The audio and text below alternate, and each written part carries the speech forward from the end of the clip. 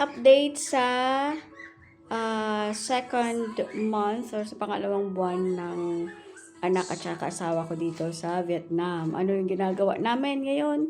Dahil kagabi, halos manigas kami sa lamig.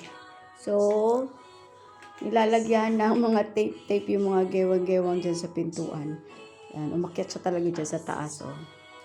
Kasi nga wala pang, hindi naman namin to bahay. So, yan lang muna temporary. Tapos, yan siya. Naroon yung gewang dyan. Kasi nanginig talaga kami kagabi. Nanigas yung buong katawan namin sa sobrang lamig. Parang 13 ata kagabi. So, may mga gewang-gewang yung kwarto. And then, naglagay na rin ako ng mga wallpaper na yan. Yung sa Pilipinas na ano ba yun? Katulad nito. Katulad nito. Ganyan. Yun. So, lahat dito sa nilagay namin dito. Wala pa kaming kortina.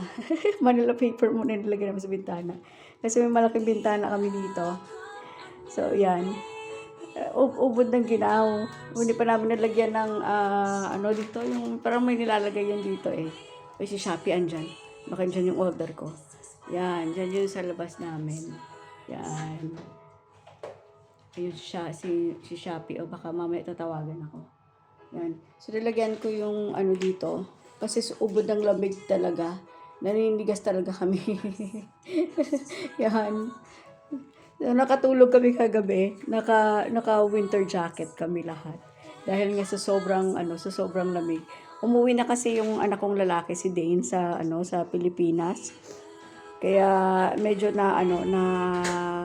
nabawasan yung init sa kwarto. Kalain mo tatlong layer, nakatatlong layer kami natutulog kagabi. Naninigas. Tapos yung mga kamay namin, parang ice na, tsaka yung paa. Yun. Kaya kailangan namin lagay ng mga konting pantakip sa buong kwarto para hindi kami maligas mamayang konti. So ngayon is, anong oras na? Alas 12 pasado. So mamayang konti, mga 2 or 3, lalamig na naman ulit. So maninigas na naman kami. So ngayon medyo messy pa ulit yung kwarto namin dahil nga sa yun, nalalagyan namin ng tape yan. Yun. So lagyan lang namin ng yung mga wallpaper para mas kahit konti man lang ba, mabawasan yung lamig dito sa kwarto namin.